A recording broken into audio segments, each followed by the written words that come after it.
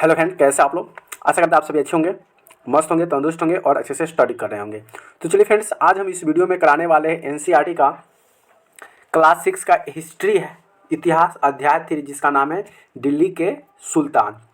और ये जितने भी इसके टॉपिक होंगे एनसीईआरटी के, जो कि आपको एग्जाम में देखने को मिलते हैं या कोई भी चीज़ की तैयारी करते हैं तो आपको उसमें इस टाइप का क्वेश्चन जो होता है देखने को मिलते हैं। यहाँ से आपको जितने भी होंगे ये बुक के जो निचोड़ होंगे ना, सभी बुक का जो मेन टॉपिक होते हैं उसका निचोड़ हम आपको इस वीडियो में कराएंगे। तो चैप्टर का नाम है दिल्ली के सुल्तान, और दिल्ली के सुल्तान चैप्टर से जितने भी मोस्ट इंपॉर्टेंट जो क्वेश्चन होते हैं, टॉपिक होते हैं, उस टॉपिक को हम आपको इस वीडियो में कवर कराएंगे। ठीक है, तो चैनल को अभी तक सब्सक्राइब नहीं किया तो चैनल को सब्सक्राइब जरूर कर लीजिएगा, वीडियो को लाइक जरूर कर दीजिएगा, अपने दोस्त फ्रेंडों के साथ शेयर जरूर कर दीजिएगा। तो चलिए यहाँ से वीडियो को स्टार्ट करते हैं और यहाँ से पूरा क्लियर समझते हैं। सबसे पहले बात करते हैं यहाँ पे दिल्ली के सुल्तान की स्थापना। क्या है दिल्ली के सुल्तान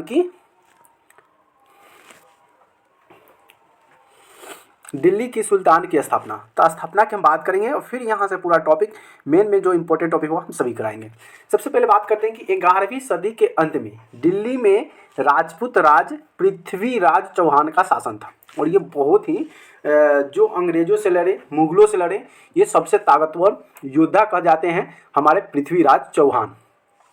1192 में तराइन की दूसरी लड़ाई में मोहम्मद गौरी ने पृथ्वीराज चौहान को हराया था। अब इनको हराने वाला एक था मोहम्मद गौरी ने। कब हराया था? 1192 की जब तराइन का जब दूसरा युद्ध हुआ था। जैसे तीसरा युद्ध, दूसरा युद्ध होता है तो इसमें पहला युद्ध में तो हरा दिया था, लेकिन जब दूसरा युद्ध हुआ तो उसमें मोहम्मद गौरी ने पृथ्वीराज चौहान को क्या किया था? हरा दिया था। मोहम्मद गौरी ने दिल्ली पर कब्जा किया। अब देखिए मोहम्मद गौरी क्या क्या किया, मतलब कैसे कब्जा करते गया। ये सब जो मोहम्मद गौरी हो या आपका बहलोल लोदी हो, ये सभी जो मुगल मतलब हमारे देश के नहीं थे, दूसरे देश से आए हुए थे। मोहम्मद गौरी ने दिल्ली पर कब्जा किया और अपनी मृत्यु के बाद उसकी सेनापति कुतुब ऐबक ने गुलाम वंश की स्थापना कर दिया। अब मोहम्मद गौरी ने दिल्ली पे तो कब्जा किया ही, और जब वो मर गया तो मरने के बाद उसका जो सेनापति था वह कुतुब ऐबक की गुलाम वंश की स्थापना भी कर दिया। उस देश क्या होता है कि दिल्ली सल्तनत 5 वंशों का शासनकाल में विभाजित हो गया। अब दिल्ली का जो 5 सल्तनत जो था, वंश क्या कहते हैं, जिसके दादा परदादा पोता ये सभी वंश होता है, और इसको 5 वंश में बांट दिया गया। अब शासन हुआ, उसी का शासन चलते गया। कैसे चलता गया देखिए, ध्यान से समझिएगा। पहला आया गुलाम वंश। गुलाम वंश की स्थापना किया ना, जो कुतुब ऐबक थे, गुलाम वंश की स्थापना कर दिया। अब यहाँ पे कब किया तो 1206 से 1290 तक के गुलाम वंश का शासन चलाया। फिर उसके आया खिलजी वंश, जो 1290 में से लेकर और 1320 तक शासन चलाया। उसके बाद आया तुगलक वंश, जो 1320 से लेकर 1414 ईस्वी तक शासन किया। सैयद वंश, जो 1414 से 1451 तक किया। अब उसके बाद आया लोधी वंश, जो 1451 से 1556 तक ये शासन चलाया। चलाने के दौरान इस बीच में क्या क्या इसने क्या काम किया उसके बारे में चर्चा करते हैं। पहला आता है यहाँ पे गुलाम वंश, जो 1206 से 1290 में किया था। समझ में आ गया? पहला टॉपिक क्या था? दिल्ली के सल्तनत की स्थापना। अब यहाँ से हम बारी से समझेंगे गुलाम वंश की। अब गुलाम वंश ये बनाया किसने था, इसकी स्थापना किसने किया था? तो गुलाम वंश जो स्थापना किया था, ये संस्थापक जो था कुतुबीन ऐबक था। कौन था? कुतुब ऐबक, जो मोहम्मद गौरी था उसी का वंशज था। गुलाम वंश के शासन के तुर्क गुलाम थे, जिसके प्रमुख शासक थे कुतुब ऐबक। क्या थे? कुतुबीन ऐबक। लाहौर को अपनी राजधानी बनाया, जो कि अभी कहाँ पे है? अभी वो पाकिस्तान में है। ठीक है, जो वो क्या करता है, अपनी राजधानी बनाता है। कुतुब ऐबक का निर्माण आरंभ किया और लाख खैयत और दानवीर के नाम से यह प्रसिद्ध हो गया। अब आता है इल्तुतमिश। क्या था इल्तुतमिश, कौन था? अब इसके बारे में थोड़ा सा समझते हैं। ठीक है, इल्तुतमिश की अगर बात करें तो ये दिल्ली का राजधानी बनाया। इल्तुतमिश का किया, दिल्ली को राजधानी बनाया। ठीक है, सब जो है कुछ ना कुछ वंश काम करते गया, कुछ चेंजिंग करते गया, अपना हक जमाते गया। उसी तरह से इल्तुतमिश जो था दिल्ली को राजधानी बनाया, इक्ता प्रणाली की शुरुआत की और मुद्रा प्रणाली का विकास, चांदी या टंका, तांबे का टीजन, इस सब की वह स्थापना किया। अब आता है रजिया सुल्तान। ये रजिया सुल्तान क्या थी? तो एक महिला थी। तो देखिए रजिया सुल्तान जो थी, रजिया सुल्तान ये पहली महिला शासक थी। जो महिला शासक की वो पहली महिला थी। कौन? रजिया सुल्तान। रजिया ने पुरुषों की तरह शासन किया, लेकिन उसे सरदारों का विरोध झेलना पड़ा। अब ये महिला थी, शासन तो की, लेकिन वहाँ के जो सरदार थे उस सरदार के विरोध को इनको काफ़ी झेलना पड़ा।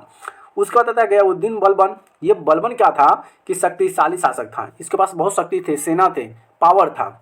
सुल्तान की छवि को दिव्य और शक्तिशाली बनाने की कोशिश की और ये कानून लागू किया। और यहाँ से वो लड़ने की कोशिश भी किया, उसके पास पावर शक्ति था और उसके बाद से वह एक नया कानून भी बनाया। ठीक, अब हम बात करते हैं खिलजी वंश। अब देखिए खिलजी वंश भी अपने वंशज को कैसे बनाते गया। तो खिलजी वंश का शासन कब से कब तक चला, तो ये चला 1290 से 1230 तक चला। संस्थापक कौन था इसका, जलालुद्दीन खिलजी था। कौन था, जलालुद्दीन खिलजी जो था ये खिलजी वंश की स्थापना किया था। इसका प्रमुख शासक था, प्रमुख शासक कौन कौन था, अलाउद्दीन खिलजी। क्या था, अलाउद्दीन खिलजी। देखिए सबसे पहले बात करते हैं कि खिलजी वंश के स्थापक जलालुद्दीन खिलजी थे। उसके प्रशासन शासक में बात करें अलाउद्दीन खिलजी के बारे में।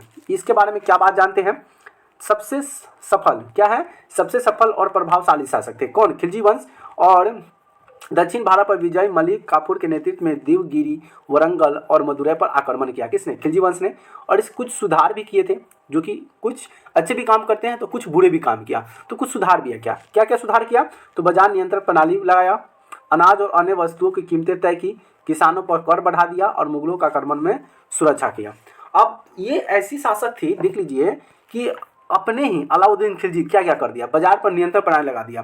बाजार पर नियंत्रण प्रणाली का मतलब क्या होता है कि मेरा शासन रहेगा, मेरा नियंत्रण में कोई व्यक्ति सामान बेचने आ सकता है, वह खरीद सकता है, उसके नियंत्रण में हो गया। दूसरी बात आता है कि अनाज और अन्य वस्तुओं की कीमतें तय कर दी। उन्होंने कीमत तय कर दी कि किसान खेती से क्या उपजा कर लाता है, आपका क्या भाव रहेगा, आपसे लेना देना नहीं है। हम मतलब वस्तु की कीमतें तय करेंगे कि हम कितने में खरीदेंगे या हम कितने में बेचेंगे, यह हम तय करेंगे। तो ये खिलजी वंश की अपनी ओर से काम बना लिया। दूसरी बात आता है मुगलों का आक्रमण पर से सुरक्षा किया। और मुगल जो था भारत पर अत्याचार कर रहा था, अब इसमें वो रोक लगा दिया कि नहीं, मुगल को तुम लोग मार नहीं सकते हो, मुगल पे सुरक्षा दे दिया बचाने के लिए। तो ये सब कौन किया, तो ये सब किया आपका अलाउद्दीन खिलजी ने किया। अब आता है तुगलक वंश। तो तुगलक वंश की बात करें, संस्थापक उसका शासन चला 1320 से 1414 में। और इसके संस्थापक याउद्दीन तुगलक थे। प्रमुख शासक थे मोहम्मद बिन तुगलक। अब मोहम्मद बिन तुगलक क्या करते हैं, आकांक्षी योजना क्या है, महत्वाकांक्षी योजना लाया। राजधानी की स्थापना दिल्ली से हैदराबाद दौलताबाद किया। तांबे के सिक्के जारी किया, किसने, तुगलक, मोहम्मद बिन तुगलक के शासन में। और योजना सफल रही, इससे विरुद्ध विद्रोह भी हुआ, मतलब योजना असफल रही। इसके क्या होता है कि इससे लड़ा गया, जिसे योजना जो था वह असफल हो गया, मतलब सक्सेस नहीं हो पाया। अब आता है शासन चलता है किसका, फिरोज शाह तुगलक का। इसका शासक में कहता है कि सिंचाई प्रणाली, नहरों का निर्माण किया। अब फिरोज शाह तुगलक जब उसका शासन चला तो उसमें सिंचाई प्रणाली जैसे नहर हो गया, कुआं हो गया, इस पे कुछ निर्माण कार्य किया। नए शहर का निर्माण किया जैसे कि फिरोजाबाद। दास प्रथा का प्रोत्साहन दिया। अब एक नया शहर भी बना दिया जिसका शहर का नाम दे दिया फिरोजाबाद। ठीक है। अब आता है सैयद वंश। अब ये सैयद वंश कब से कब तक लड़ा, तो सैयद वंश था 1414 से लेकर 1451 तक लड़ा।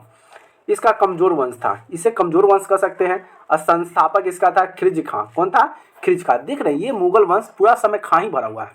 अगला है दिल्ली सल्तनत की शक्ति केवल दिल्ली और उसके आसपास के सीमित ही रह गया। दिल्ली सल्तनत की जो शक्ति थी वह दिल्ली तक ही शासन में रह गया, दूसरी जगह वह शासन फैला नहीं पाया। उसके बाद आता है लोधी वंश 1451 से 1526 ईस्वी में। अब लोधी वंश क्या करता है, इसे संस्थापक कौन थे, लोधी वंश का बहलोल लोधी था। कौन सा, बहलोल लोधी। गजब नाम है भाई, बहलोल, बकलोल रख देता तो सबसे अच्छा रहता। बहलोल लोधी, जिसके प्रमुख शासक थे सिकंदर लोधी। क्या था, सिकंदर लोधी थे। आगरा किसने स्थापना किया, किसने, बहलोल लोधी ने। हिंदू मुस्लिम एकता की कोशिश की, मतलब सही बात है, हिंदू मुस्लिम एकता की कोशिश की, मतलब एकता में बांधने की, एक जगह रहने की कोशिश किया। उसके बाद आता है इब्राहिम लोधी। कौन है, इब्राहिम लोधी कौन है, इसके बारे में जान लीजिए। तो देख लीजिए, जिद्दी और क्रूर शासक। क्या था, जिद्दी और क्रूर शासक था कौन, इब्राहिम लोधी, जो 1526 में पानीपत की पहली लड़ाई में बाबर ने उसे हराकर मुगल साम्राज्य की स्थापना किया था। अब ये जिद्दी तो थे ही, क्रूर शासक थे, कट्टर थे। और इन्होंने 1526 में पानीपत की जो लड़ाई लड़ी गई उसमें बाबर ने उसे हरा दिया और मुगल साम्राज्य की स्थापना कर दिया।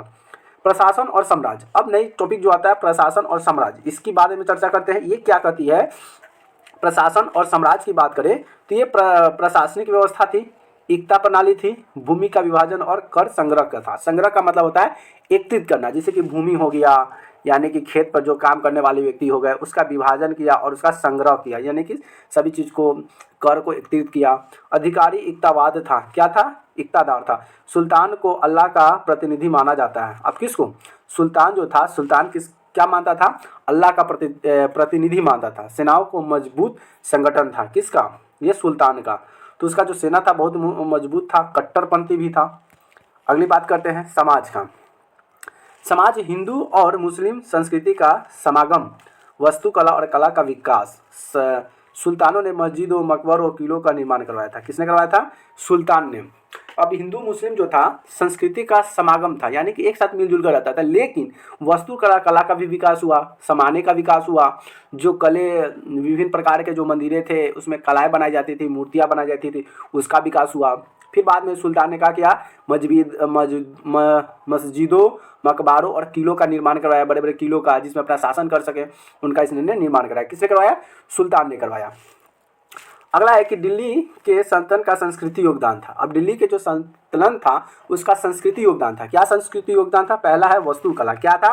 वास्तुकला की अगर बात करें तो कुतुबीन मीनार, अलाई दरवाजा और तुगलक किला, ये सब क्या है? वास्तु किला था। उसके बाद है साहित्य। साहित्य की बात करें तो फारसी भाषा का प्रचलन था।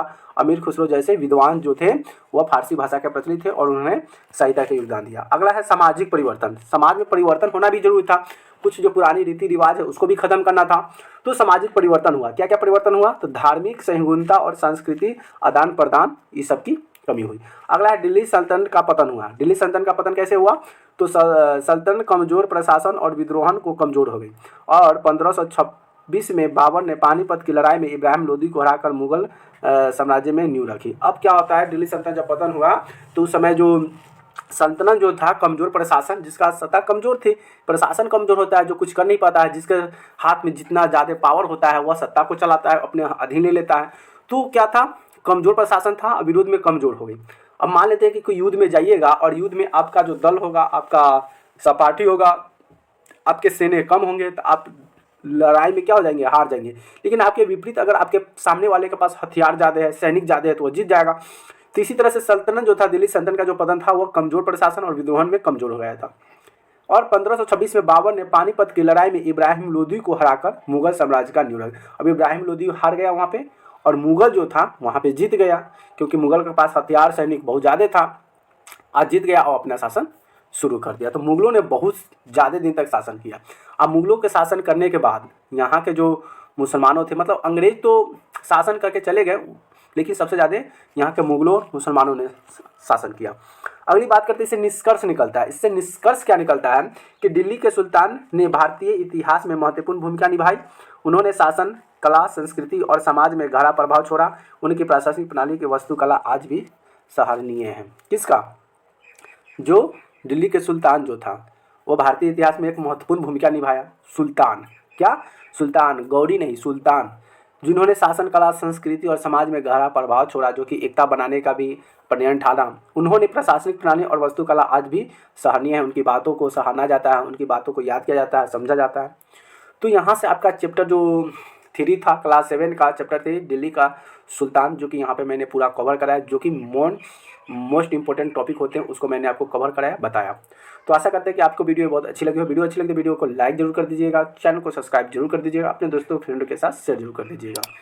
फिर मिलते हैं नए वीडियो में नए टॉपिक के साथ। तब तक के लिए बाय बाय, लव यू।